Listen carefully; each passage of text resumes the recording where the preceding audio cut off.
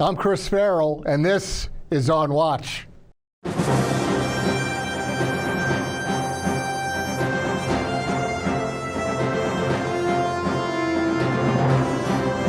Welcome to On Watch, everybody, the Judicial Watch podcast, where we go behind the headlines to cover news and information that the old legacy media really does not want you to know about. We try to recover some lost history and explain the inexplicable. Today, we're very fortunate in helping to explain the inexplicable. We have RealClearPolitics National Political Correspondent Susan Crabtree joining us. Susan, welcome to On Watch. Oh, it's my pleasure. Thanks so much for having me. Susan, not only are you a veteran, experienced investigative reporter, you're an award-winning investigative reporter. You're writing for RealClearPolitics now, but you have a history here in D.C. of working for a lot of major news outlets. And of course, you've also recently written a book, Fool's Gold. We'll talk about your book in a little bit, that really kind of dissects all the weirdness and craziness of California and the damage that could actually transfer or contaminate the rest of the country coming out of California. We'll talk about that and more. Susan, I routinely, every day, first thing, scroll through X, and I check to see what you're up to, because you break stories, you have exclusives that nobody else has, and you do it consistently, and I really respect and admire that. Just in the last day or so, you've had an exclusive. Why don't you bring folks up to date on some really crazy reporting you've had on the Secret Service? Well, it was interesting because I was trying to take a break. I was on vacation and actually ending my vacation and heading to Logan Airport. And I was getting inundated by Secret Service sources telling me that there was an individual, a woman, a wife of a Secret Service agent, who the agent was trying to, quote unquote, smuggle onto a car plane that was accompanying the presidential envoy and Secret Service envoy to Scotland. And I thought, this is bizarre. Okay. How serious is this? I really was not, I was thinking, oh, okay, a wife, that's not that big of a threat. But people were outraged in the Secret Service. This was a Air Force individual, an employee of the Air Force.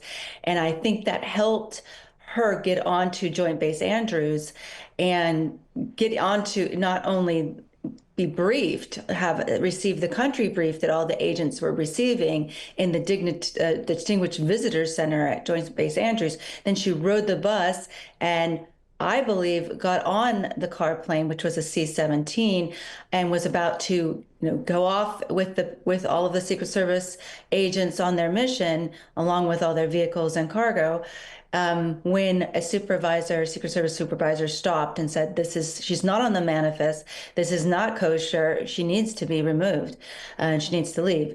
And so there was a lot of outrage over that story, more than I thought. And then yesterday, Donald Trump commented on it on Air Force One. A reporter a friend of mine from the Daily Mail, Jeff Earl, asked him about it.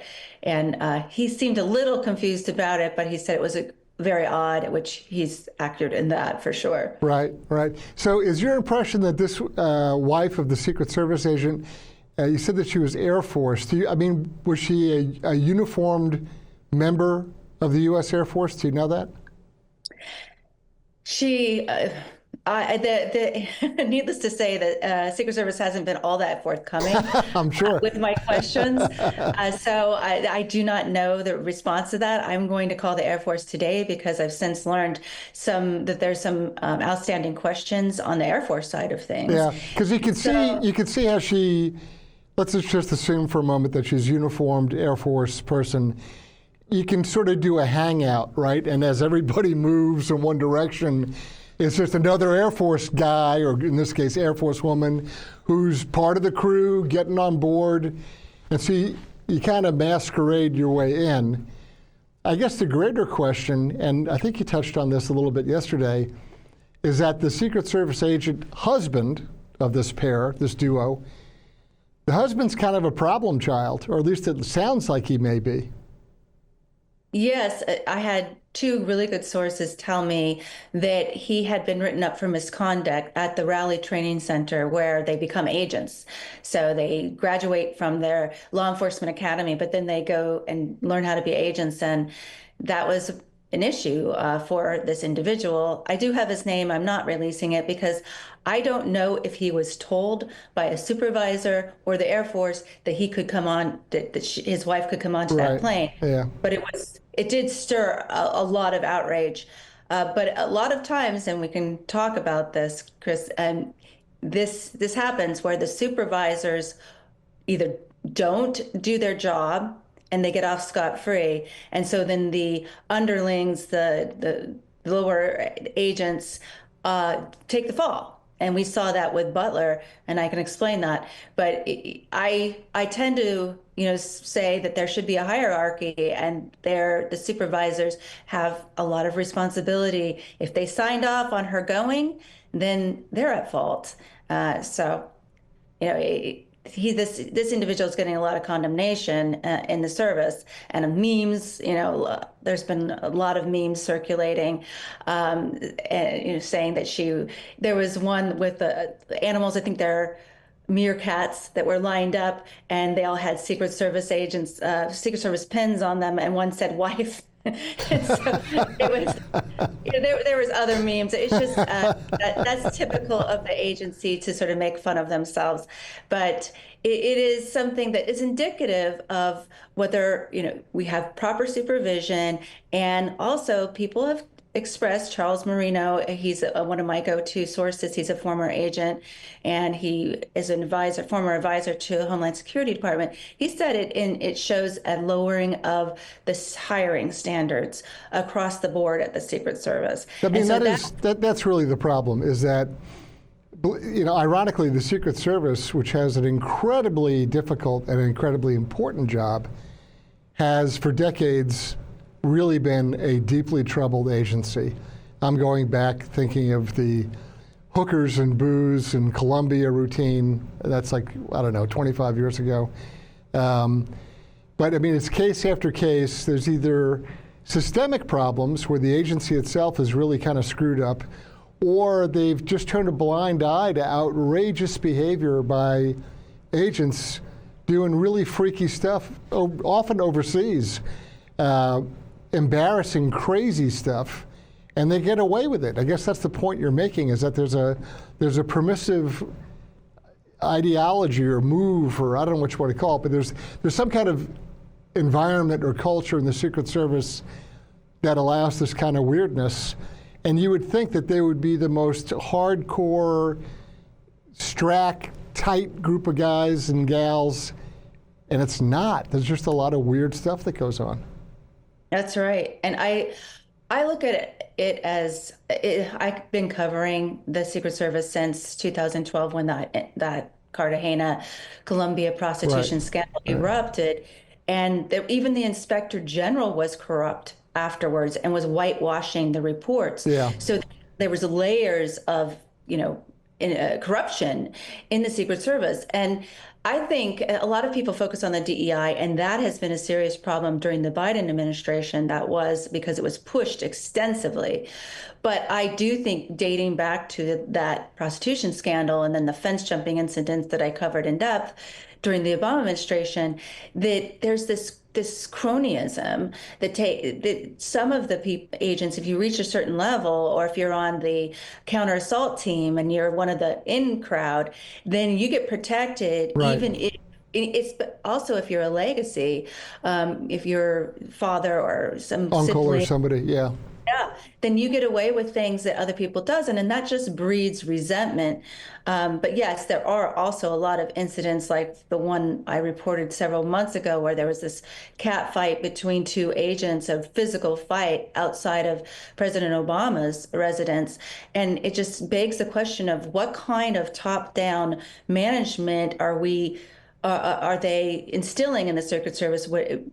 After Butler, shouldn't there have been a real big shakeup in saying we're not going to tolerate this type of lapses, security lapses, also just misbehavior? Do you think that Butler actually caused any positive changes Do you have any reason to believe that they really kind of snapped out of it and said, look, we got to knock it off. We can't do this crap anymore. We got to really do our job the right way. Do you think that's happened? Well, I think that Sean Curran, the new director who was handpicked by Donald Trump, I think that he obviously has made some changes, and so did Ron Rowe, the acting director, who unfortunately was selected by Alexander Mayorkas, and he was part of the problem under the old leadership under Kimberly Cheatle that was handpicked by Jill Biden. Right. So Sean Curran is inheriting a troubled agency, as you talked about, and it's full of DEI hires now. Unfortunately, during Kimberly Cheatle's reign under Biden, she was one of the biggest proponents of Biden's executive order prioritizing DEI in hiring and promotions. Do you remember there was some major league weirdness with Kamala Harris's detail out at Joint Base Andrews, where purportedly a female agent just like flipped out and went nuts and physically attacked, I think, the agent in charge of a detail out for Kamala Harris. I guess she was traveling. Whatever came of that? This seemed like somebody who was sort of I hate to call it, I'm using the same expression I did before, but this female agent was kind of a professional problem child.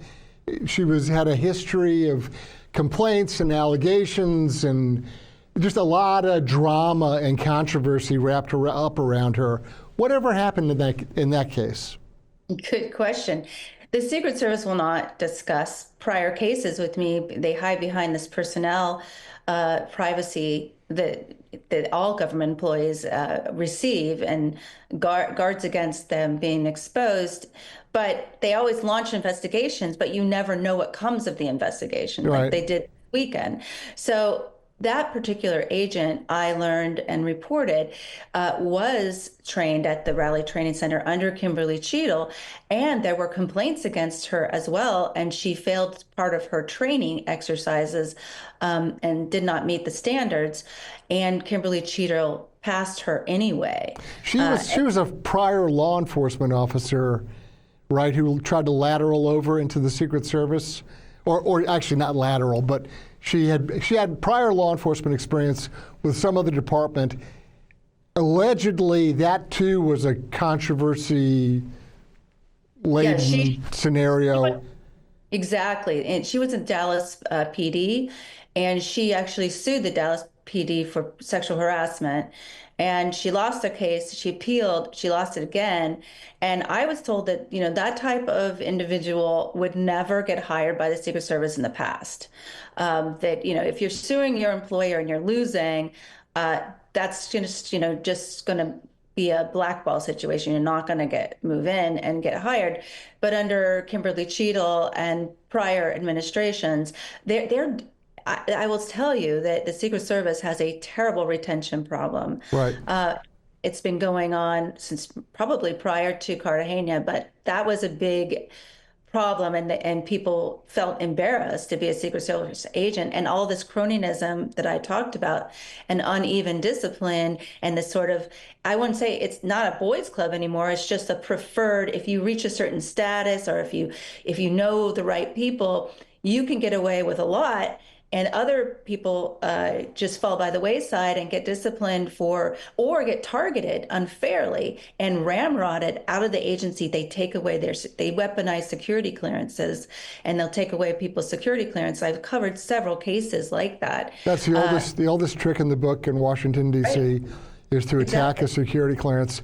And you can do it based upon virtually anything. I mean, if I roll my eyes and sigh after you say something, that can be a reportable derogatory information situation, and somebody gets their security clearance yanked. Routine, happens all the time. Yep, that's exactly right. And not only that, I covered a case where an individual wanted to improve the drone system at the Secret Service, and he was actually retaliated against because he was pushing to get into the drone program, even though they needed individuals. It was one of those, it was designated on the appointment opportunity, right, that the high need. but they weren't letting him do it. And so he kept saying, I really like to do this. And they retaliated against him in his lawsuit. I outline, I would recommend your viewers read it because it's, if you just do a search of drone or you go into my programs, his name is Rashid Ellis, an agent, a special agent with a great reputation. They actually accused him of alcoholism and made him go on administrative leave. He is known as a teetotaler in the agency. He was a designated driver. This is the length they'll go to retaliate against individuals that rub them the wrong way, or just as far as I know, Rashid is a straight arrow, but he has since claimed publicly that DEI contributed to the failures at Butler. So he's trying to reform the agency by being a whistleblower, and they initially retaliated against him, and now he has a lawsuit against the agency. Yeah, these are nightmare scenarios. Nothing ever goes well for whistleblowers. Judicial Watch has a long experience working with and defending whistleblowers. They get put through hell. They really do. It's a Stalinist tactic that they do. The agencies and departments, they try to make the person crazy, literally. It's a very tough road. And very often there's no kind of going back or getting the justice that they're seeking. But I guess the benefit or the positive outcome is that at some point, the truth comes out. But it can be a very long and difficult road. I wanted to get your opinion, or at least your kind of sense of, certainly the Secret Service is a train wreck and it needs reform and needs a lot of scrutiny. They have an incredibly difficult mission. One of the things I'm curious about is your take on what Kash Patel and Dan Bongino have done at the FBI. Can you give me sort of a little barometer check, what your read is, what your sense is of their term in the last few months at the FBI? Well, I think that they are trying their hardest to de-weaponize, to get rid of the politicization of that was terrible in the FBI, rampant in the FBI. Obviously, you had Catholics being targeted. You had mothers and parents who were going to school boards called domestic terrorists.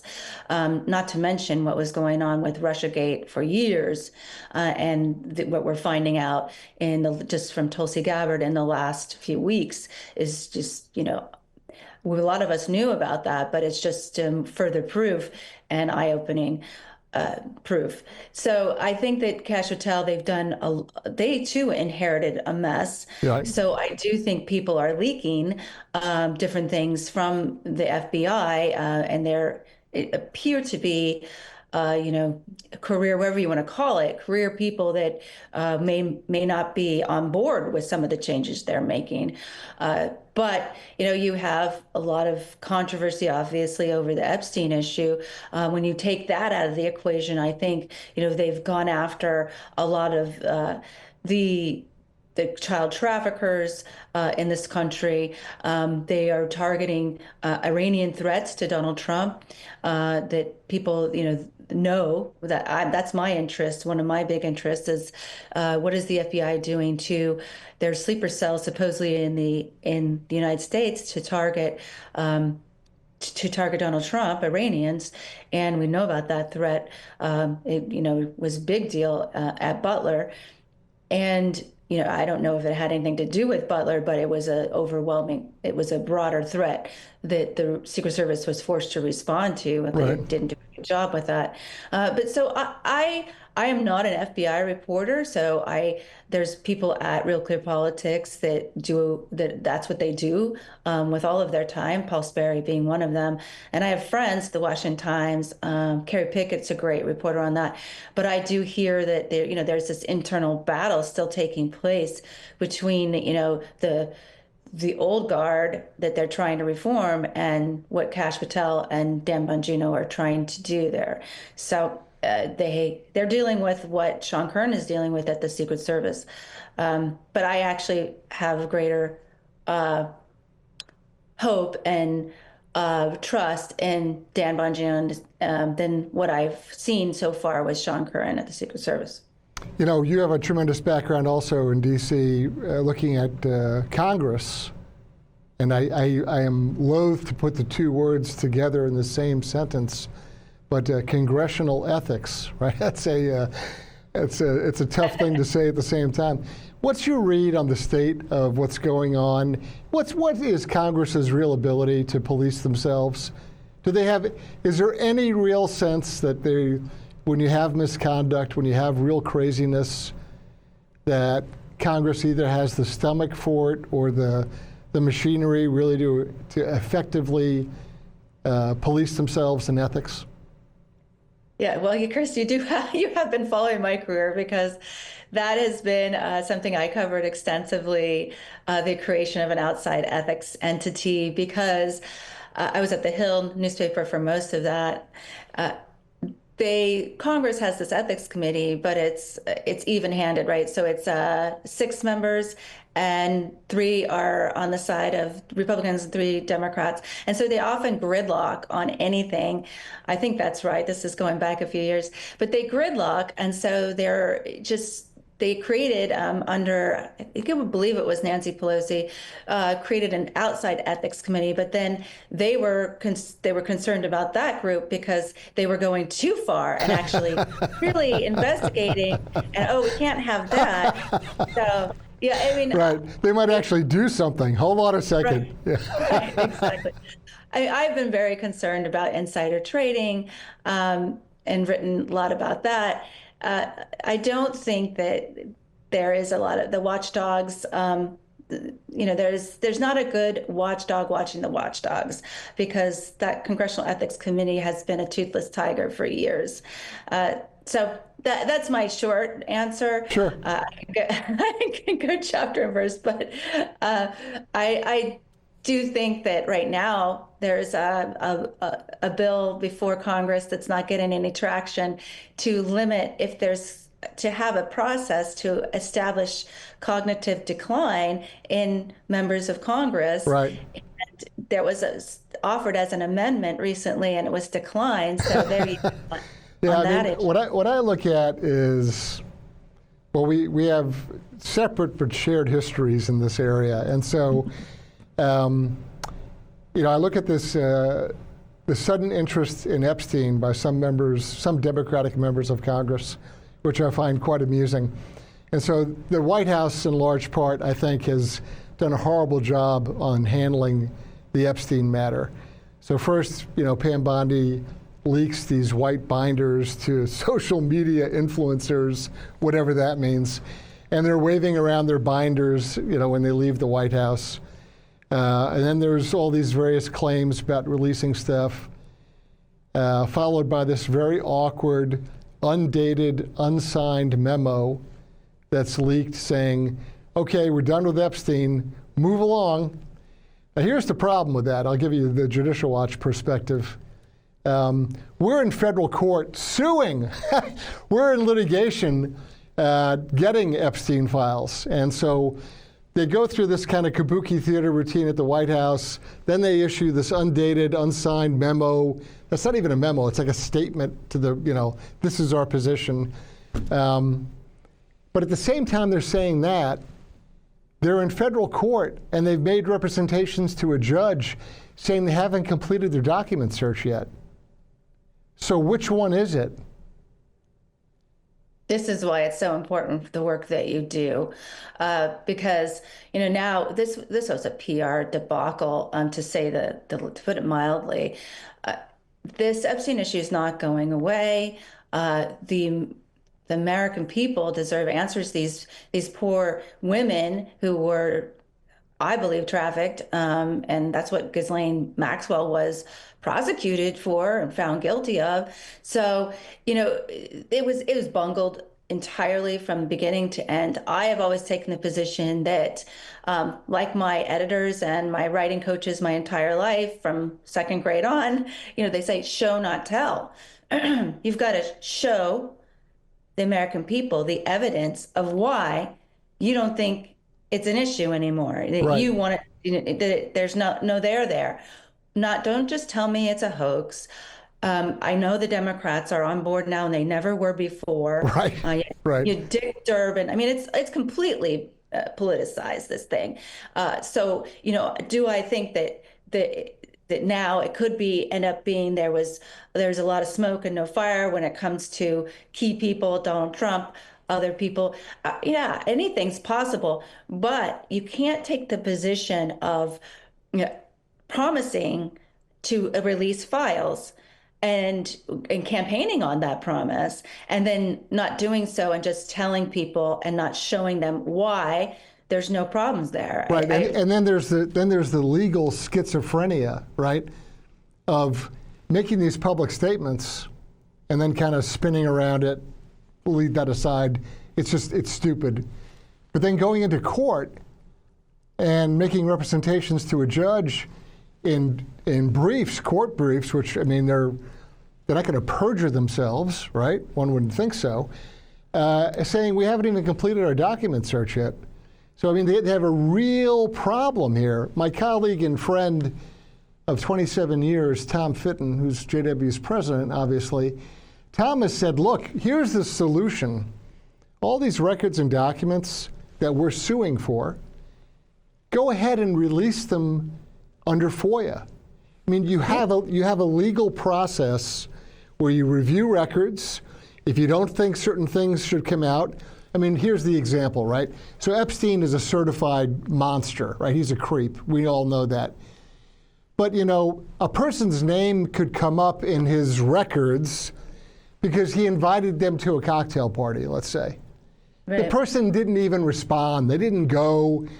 There's no connection other than it was on a list of names of people invited to an event, right? Mm-hmm. So that person's name is in the Epstein files and everyone gets frantic, but there's no there. They were on an invitation list, so what? While there's other people who I'm sure are quite creepy, people like Bill Clinton, who went to the island 28 times, right? No one's screaming at him. No one's demanding answers from him. The reason I bring this all up in the context initially of Congress is you and I both know that there is a sealed record of all the payouts that Congress has made to various employees, staff, congressional pages. That's right. For harassment and sexual harassment claims, employee harassment claims that nobody knows about. Congress has not released how many millions of dollars in payments that they've made. So I would just love, while people are busy screaming about how they have to have Epstein files, the very same people, particularly Democratic members of Congress, who suddenly have jumped on the bandwagon. They weren't doing it under Biden or Obama. Now they're very concerned. Let's have them also release all those congressional files. That seems pretty fair, doesn't it? That's absolutely right. And I think Matt Gaetz brought that up when he was being, prosecuted. So I've covered all the scandals with the pages. Mark Foley, former representative from Florida, Republican. Yeah, I think that is key. But you see, all of a sudden it's just quiet. It's crickets when you mention that. And I do think it's relevant to say, Jamie Raskin, you're so avid right now about releasing these files. What is your track record on advocating for that before Donald Trump has been in office? It's ridiculous.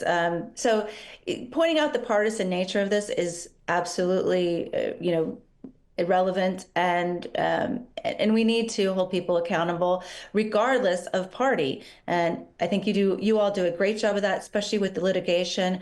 Reporters are envious because we often don't have the resources at our publications to do so. So I give you all so much credit because this stuff has to get forced out.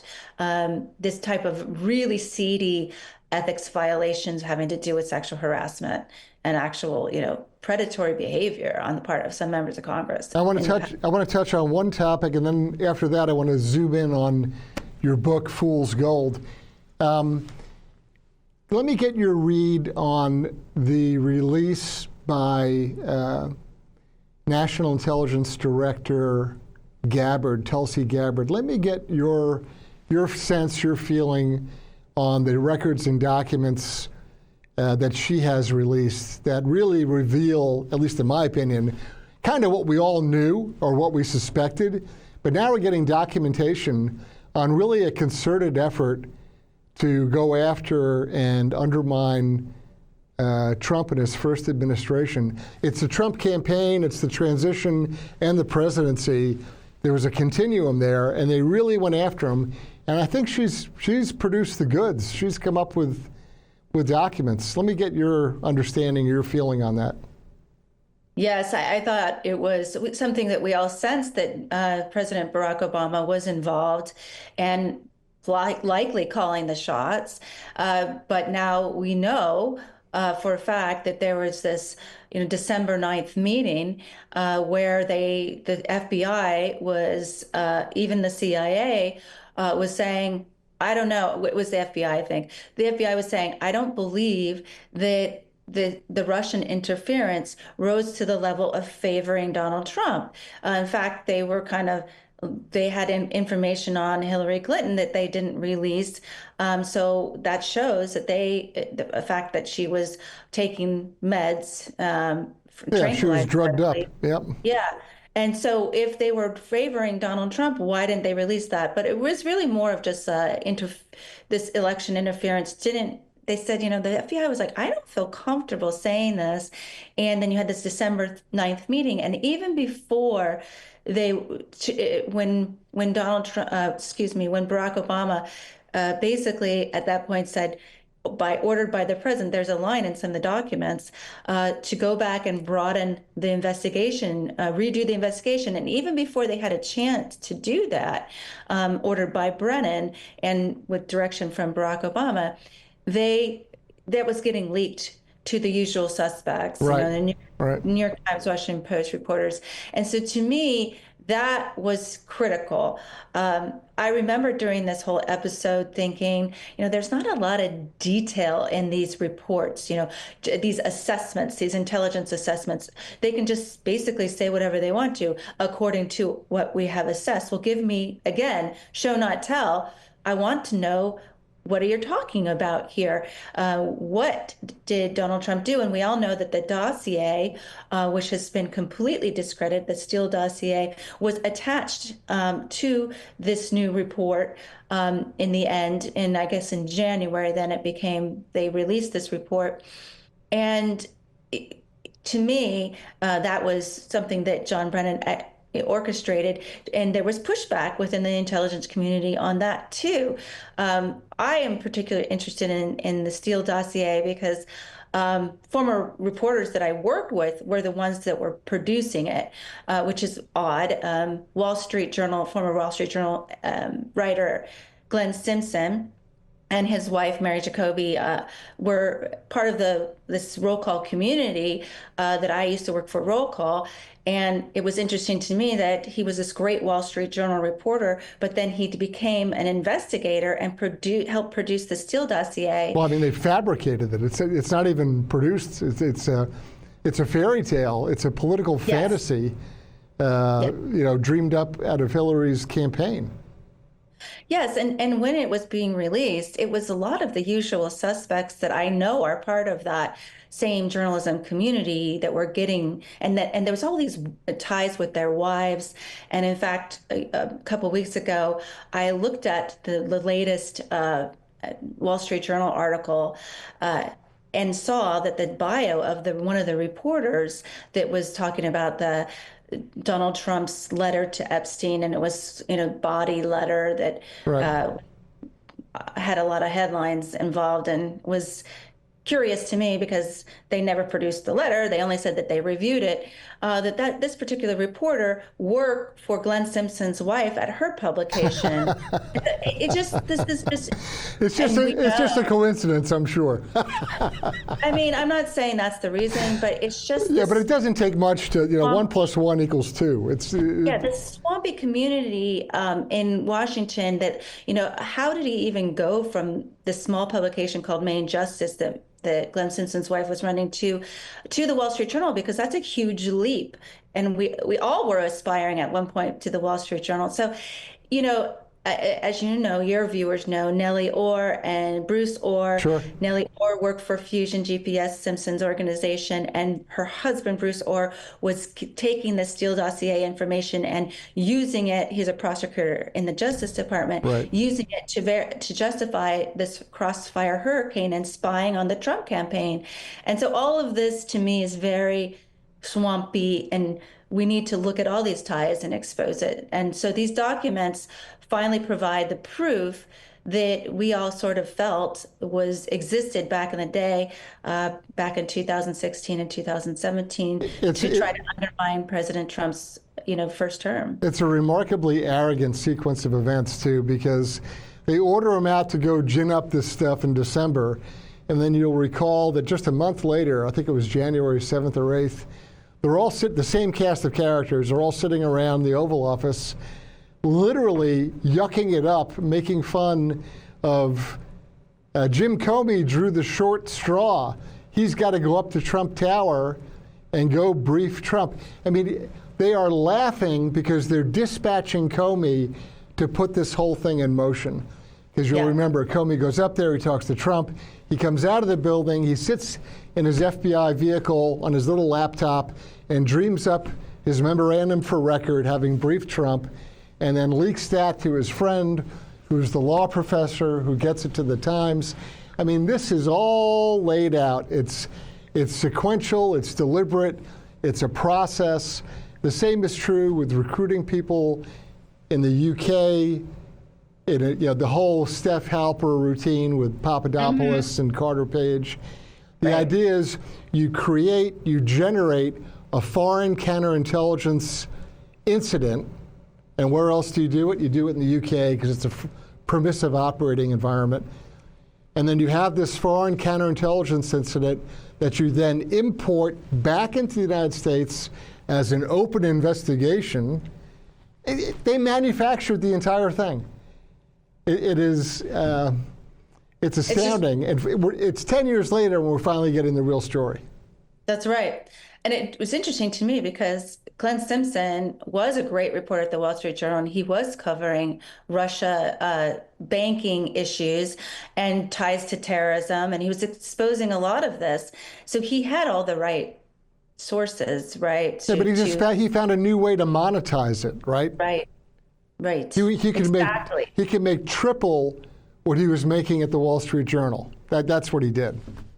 That was the word on the street when he did. In fact, you may not know this, but Susan Schmidt, who broke the Abramoff scandal for the Washington Post, they teamed up together and just launched Fusion GPS, but she dropped out. And I called her and she never returned my phone call. Why did you leave Fusion GPS? Yeah. I thought, who knows? I think it was a shady operation, and there's all kinds of things aside from the Russian hoax that they were doing in South America that were extremely shady. So, this was a money-making operation. And even Glenn Simpson said he didn't like Hillary Clinton, but, if it was against Donald Trump, I guess that would be okay. Well, there's emails showing that now. It was completely fabricated and in a very sophisticated way, but it was so predictable if you know the players, especially in the journalism world, who was getting that dossier. Mike Isikoff got it, was one of the first. He's one of the reliable laundromats for running this stuff out into the supposed news or media cycle. You touched on something very lightly or briefly, but I want our viewers and listeners to understand this. So there's these creatures in Washington, D.C. who are purportedly journalists, and they decide, like we just touched on briefly, that they're going to monetize. They have the knowledge, they have the experience, they have the contacts, all true, and they're usually pretty smart people, but they say, why am I working for somebody else when I can take this and I can turn it into my own consultancy? And in the case of Fusion GPS and the characters there, it's not just an American domestic political and media operation. They farm this stuff out all around the world. You touched on briefly going to Central or South America. There are other foreign, either governments or political operations that would pay handsomely to have their American friends come and show them how to do the various tricks we've been talking about, or to adapt. You know, you guys did this in America. I'm sitting in country X overseas. I want to be able to destroy my opponent the same way you guys did. How do I weaponize this? How do I do it? And these people are for hire. They are ready, willing, and able to do the same thing all around the world. And I don't think that everybody kind of realizes, they think of, you know, kind of dirty American politics, but this is a commodity. This stuff is exported around the world, and all kinds of other foreign governments and political parties and business leaders, they do it all the time. And they, thanks to our American ingenuity on how to do this kind of stuff. That's absolutely right. And until there was the Hunter Biden scandal with China and other countries, Ukraine, this Foreign Agents Act people didn't abide by it. You just didn't file. You were supposed to, through the Justice Department, file to be a registered representative of a foreign country, right, a foreign agent. And I used to go in those files and they were dusty. You know, you go into this old room and nobody's looking at these things. And it was, you know, if you wanted, even though it was law, it was on the books, but nobody abided by that. So it was really a very lucrative area and very lawless area in Washington, D.C. And now all of a sudden, you know, after we've learned that these foreign entanglements and money being paid for, you know, access and these types of consulting gigs can be very nefarious and needs far greater scrutiny. And all of a sudden people care about registering as the FARA registrations. I want to turn for a second, a little bit of a gear change. Let's talk about your book, Fool's Gold.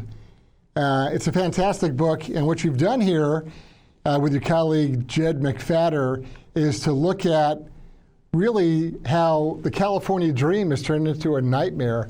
There's all these political creatures like Gavin Newsom and Nancy Pelosi and Adam Schiff and Kamala Harris and others, that's just the headliners, who have taken a beautiful state and destroyed it.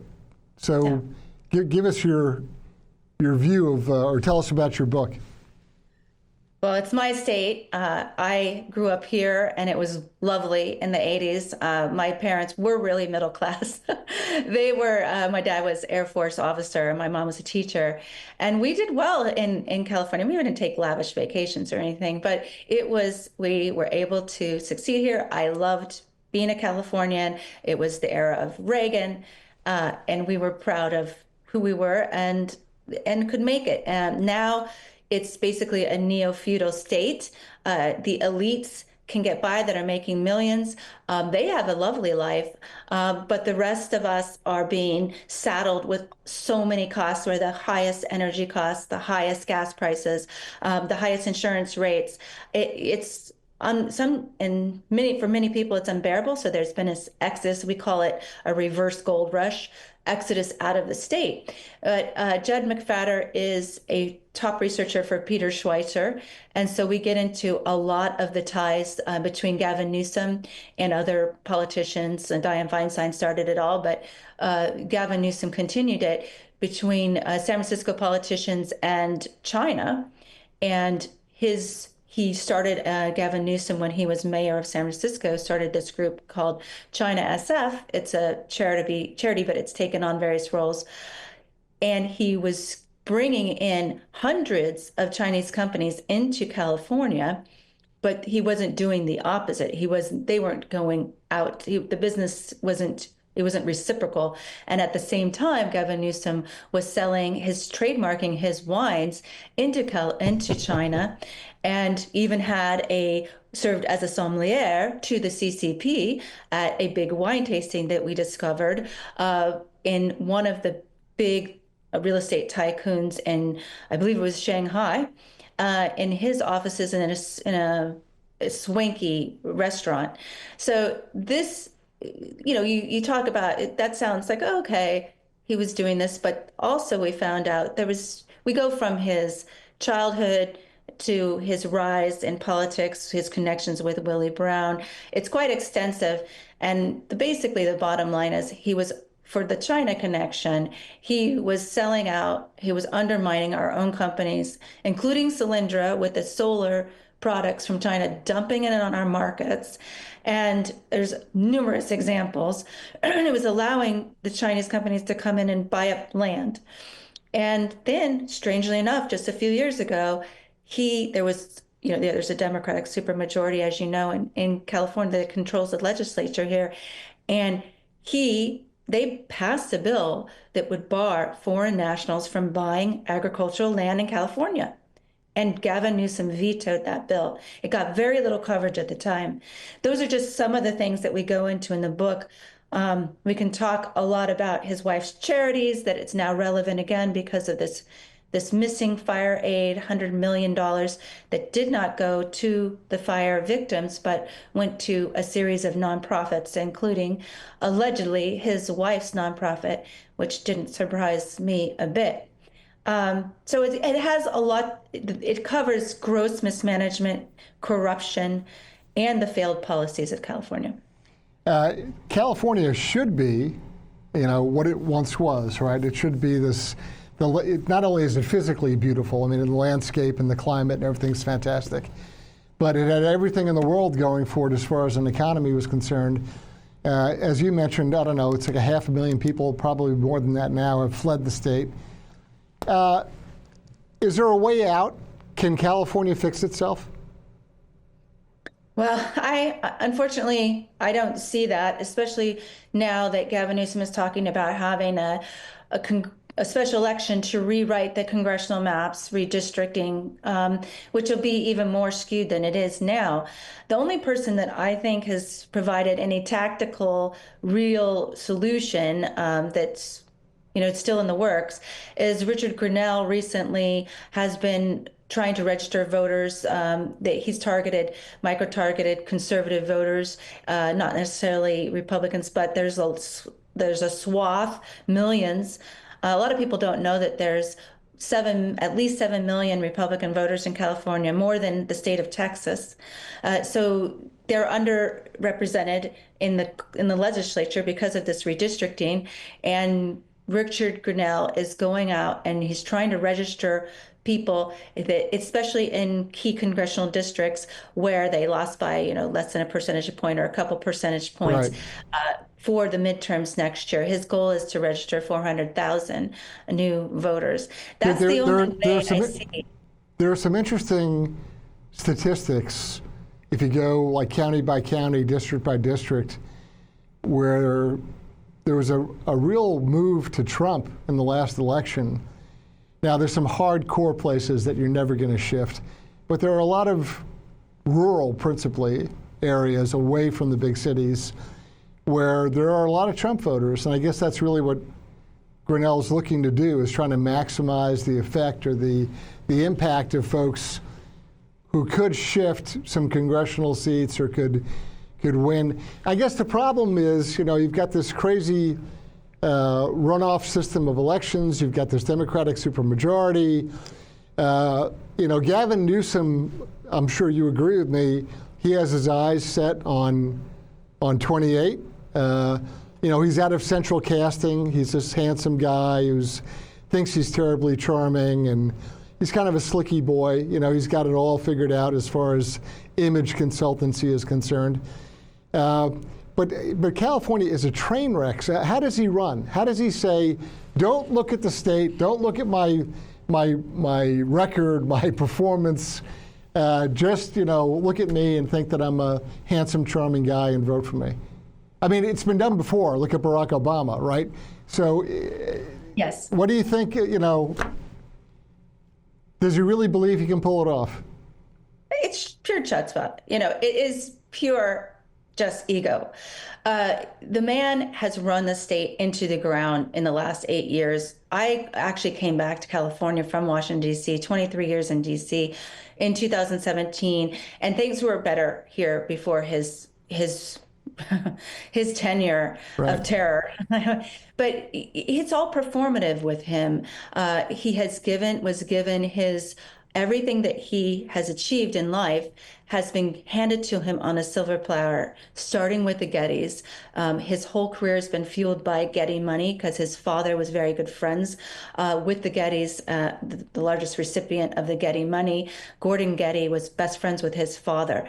So he was basically manicured as a candidate, provided installed by Willie Brown in San Francisco politics. And so the Pritzkers, actually recently, he bought his new multi-million dollar house from the Pritzkers. All of that money in San Francisco is what fueled his rise. He even lied about his rise, his ability to get into Santa Clara University, his college application. It's a little bit of athletic stolen valor that we go into in the book. He is dirty when it comes to the fires. I have a whole chapter devoted to the fires. He is in bed, and this is it's sort of unique to California, that Democrats are in bed with the utilities in California that start the most fires. They like to talk about climate change.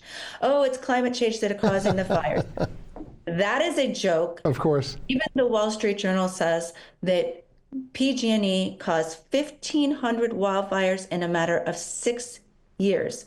And Gavin Newsom, read the book, but Gavin Newsom created a windfall for them, a way out of bankruptcy, and a backroom deal in his office. And there are so many good stories out there. The Free Beacon did a really good story recently. That's one of my former publications about these behested payments, this pay-to-play scheme that is allowed in California, that they have received people with business before the state, like PG&E, giving to his wife's charity. I mean, and she does this, she has few charities, but one of them is documentary filmmaking, and it makes films about gender justice issues and promotes transgender ideology. And then they sell it, they export it all across the country by selling it and screening it in public schools. And they've done so in 5,000 public schools across the country. But it's really sick. What? I said, that's really sick. Yeah, you wouldn't, when you look at the curriculum involved, it's really sick. There are things like the genderbread person, where it's like Mr. Potato Head, and you just get to change the features on the person. It's part of the curriculum that goes along with these films. And actually, Gavin Newsom is featured in some of these films, like a cameo appearance. When you drill down on his record in California, on everything, it is abysmal, especially the homelessness issue. And he's trying to clean up everything now. He's trying to rewrite history. And it was his policies from the time he was mayor, when it comes to crime issues in California, the spike in crime and retail theft issues, the smash and grabs. It was his support, his friendship with George Gascon, who was the prosecutor who wrote that law, that Prop 47 law that created the smash and grabs. So he is, when you read the book, you will get a very good explanation. There's so many investigative exclusive nuggets in this book. Some people have called it, the Washington Examiner called it a takedown of Gavin Newsom. And I know for a fact that a lot of opposition researchers are buying it because it has 1,000 endnotes. And we're all documented everything. We documented everything. We don't have one anonymous source. That is the name of the game. We once wrote a 28-page report on open society foundations and Soros and their connection to State Department and USAID. The report was only 28 pages long, but we had 152 footnotes in the in the 28 pages. So we like detail. We like documents and records. The book is fool's gold, and if you don't have a copy, you're wrong. Go out and get a copy. You need to educate yourself about what's going on with Gavin Newsom in California, because it could come back to bite us in 2028. Susan, we're going to put links in on the show notes to your book so folks can find it and buy it. As we wrap up, I want to give you the last word, and I want you to also tell people how they can follow you and read your reporting. And I tell you, folks, you really need to follow Susan's work.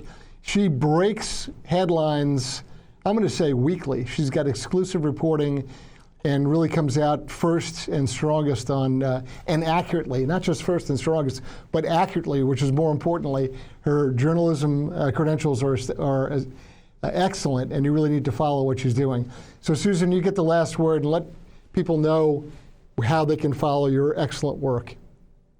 Well, thank you for that. That's very kind. We're in the Mutual Admiration Society, and there's not very many members on my side. I'm highly critical of other entities that aren't holding the Secret Service accountable. And Judicial Watch is doing such a good job with that, with these lawsuits, with the FOIA requests that I use. A lot of my reporting is based on some of the Judicial Watch FOIA requests. I just would say thank you so much for having me. I so appreciate the opportunity to have this longer discussion. And I do have I will tease another big Secret Service story coming out this week that will, I think, be eye-popping.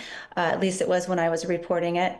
And it continues to be, Secret Service continues to need oversight. And I hope that Congress does a good job, better job, and has hearings.